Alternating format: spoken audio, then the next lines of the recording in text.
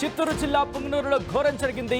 కృష్ణాపురంలో TDP కార్యకర్తను వేట కొడవలతో అతి కిరాతకంగా నరికి చంపాడు వైసీపీ కార్యకర్త వెంకటరమణ దాడిలో రామకృష్ణ కొడుకు కూడా తీవ్ర గాయాలవడం జరిగింది. వైసీపీ కార్యకర్తలు వెంకటరమణ, గణపతి, మహేష్ త్రిలోక్ నుంచి ప్రాణహాని ఉందంటూ కొన్ని రోజుల క్రితమే పోలీసులకు ఫిర్యాదు చేశాడు రామకృష్ణ. పోలీసులకు ఫిర్యాదు చేసినా పట్టించుకోలేదని చనిపోవడానికి ముందు వీడియో రిలీజ్ చేశాడు రామకృష్ణ. విజువల్స్ మీరు చూస్తున్నారు. నరికిన తర్వాత వెంకటరమణ నరికిన తర్వాత వెళ్ళిపోతున్న ఆ విజువల్కి సంబంధించి ఆ ఫోటోని మీరు చూస్తున్నారు ఆర్టీవీ స్క్రీన్ మీద. వైసీపీ కార్యకర్తగా చెప్తున్నారు.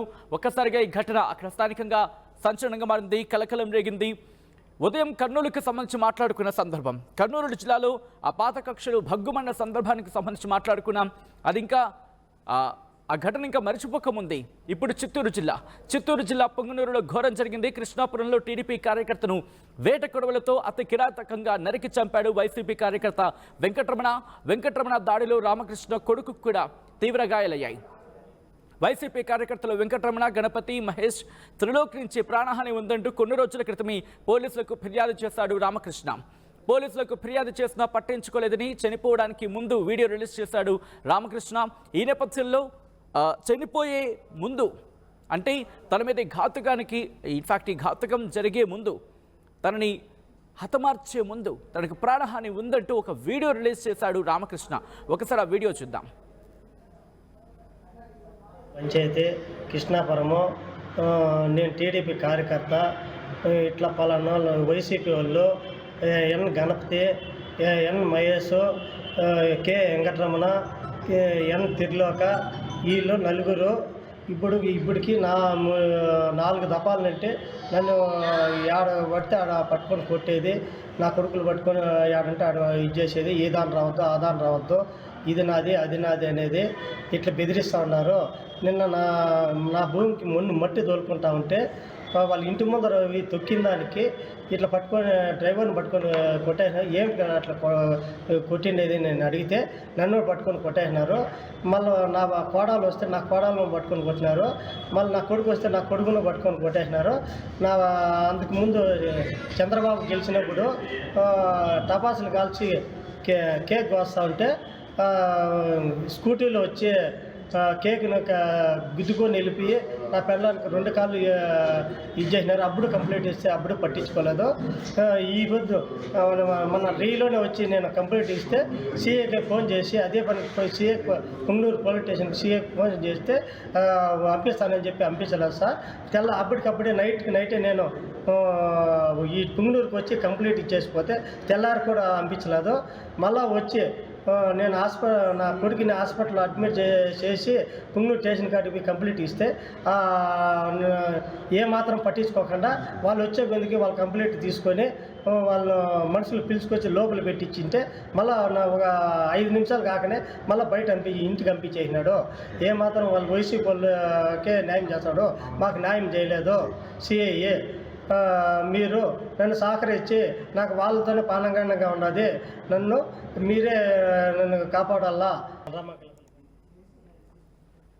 రైట్, అది తను హత్య గురయ్యే ముందు తనకు ప్రాణహాని ఉందంటూ రామకృష్ణ ఇచ్చిన స్టేట్మెంట్ అది. అయితే ఇంత స్టేట్మెంట్ ఇచ్చిన తర్వాత కూడా, తనకు ప్రాణహాని ఉందని చెప్పిన తర్వాత కూడా ఎందుకు పోలీసులు ప్రొడక్షన్ ఇవ్వలేదు? ఆ టైంలో ఏం జరిగింది? ఇప్పుడు పోలీసుల వర్షన్ ఏంటి తెలుసుకునే ప్రయత్నం చేద్దాం. మా ప్రతినిధి సురేష్ అప్డేట్స్ అందించేందుకు సిద్ధంగా ఉన్నారు. సురేష్, ఇటు పోలీసులు ఏమంటున్నారు రామకృష్ణ హత్యకు సంబంధించి? సచిన్, ఏదైతే పుంగనూరు మండలంలో దారుణమైనటువంటి సంఘటన ఇవాళ ఉదయం 7 గంటల ప్రాంతంలో చోటు చేసుకున్నటువంటి పరిస్థితి. ఏదైతే వీళ్ళు ఇరువురి మధ్య కూడా గతంలో కూడా 2-3 సార్లు చిన్నపాటి గొడవలు దారితీసినటువంటి పరిస్థితి. అయితే ఇవాళ ఉదయం ఏదైతే రామకృష్ణ ఇంటి వద్ద ఏదో చిల్లర కొట్టుంది, ఆ ఇంటి వద్ద ఉన్న తరుణంలో ఒక్కసారిగా ఎవరైతే వెంకటరమణ అనేటువంటి వ్యక్తి వచ్చి వేట కొడవలు తీసుకుని వచ్చి అతి దారుణంగా నరికినటువంటి పరిస్థితి. ఏదైతే ఆ యొక్క దాడిలో ఎవరైతే రామకృష్ణ కొడుకు కూడా కత్తి గాయాలైనటువంటి పరిస్థితి. ఈ రూన్ని కూడా హాస్పిటల్ తరలించారు. అయితే రామకృష్ణని ఏదైతే ఆ గాయాలైనటువంటి వెంటనే ఉన్నవారంతా కూడా ఆ హాస్పిటల్ తరలించేటువంటి ప్రయత్నం చేశారు. అయితే తిరుపతి తీసుకుని వచ్చే క్రమంలోనే మార్గ మధ్యలోనే రామకృష్ణ చనిపోయినటువంటి పరిస్థితి. అయితే వేట కొడవలతో దాడి చేసినటువంటి వెంకటరమణ అతి దారుణంగా ఏదైతే దాడి చేసినటువంటి పరిస్థితి. ఇక చంపాలన్న ఒక టార్గెట్ గానే అతను దాడి చేసినట్టుగా కూడా గ్రామస్తులంతా కూడా తెలియజేస్తున్నటువంటి పరిస్థితి. అయితే వీరి ఇరువురి మధ్య కూడా గతంలో అనేక సార్లు చిన్నపాటి గొడవలు అయినప్పటికీ ఇవాళ ఏదైతే చిన్నగా మొదలైనటువంటి గొడవ ఒక్కసారిగా చంపాలన్న ఉద్దేశంతో ఈ రకమైనటువంటి గొడవ పెట్టుకొని అతను హత్య చేసేటువంటి ప్రయత్నం చేశారన్నది గ్రామస్తులంతా కూడా. సురేష్, అంటే ఇక్కడ వెంకటరమణకి రామకృష్ణకి మధ్య ఎటువంటి ఇష్యూస్ ఉన్నాయి? ఇది రామకృష్ణ ఇన్ఫాక్ట్ వెంకటరమణ రామకృష్ణ మధ్య ఉన్న తగాదానా, లేకపోతే ఇంకా ఎవరైనా వెనకాల ఉండి హత్య చేయించారా? ఏదైతే మనం చూసాం వీడియోలో రామకృష్ణ ఇంకా అనేక మంది పేర్లు కూడా వీళ్ళంతా కూడా నా మీద గతంలో దాడి చేశారని చెప్పినటువంటి పరిస్థితి. అయితే ఇవాళ ఏదైతే హత్య చేసినప్పుడు కేవలం ఎవరైతే ఆ వెంకటరమణ అనే వ్యక్తి మాత్రమే వేట కొడవలు తీసుకుని వచ్చి దాడి చేసినట్టుగా మాత్రం ప్రాథమికంగా మనకు అందుతున్నటువంటి సమాచారం. అయితే మిగిలినటువంటి వారు ఎవరు కూడా అక్కడ కనపడలేదు.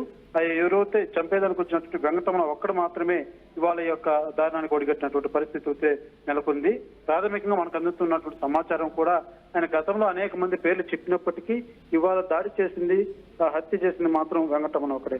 అయితే మిగిలిన వారి పట్ల గతంలో కూడా ఆయన వెళ్ళి పోలీస్ కంప్లైంట్ ఇవ్వడం జరిగింది. వీరంతా కూడా ఒకే గ్రామానికి చెందినటువంటి వారు.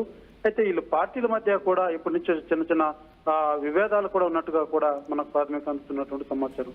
అయితే పార్టీల పరంగాను ఇటు వ్యక్తిగతంగా కూడా చిన్నపాటి గొడవలు కూడా అనేక సందర్భాల్లో 2-3 సందర్భాల్లో కూడా వీళ్ళు గొడవ పడినటువంటి పరిస్థితి.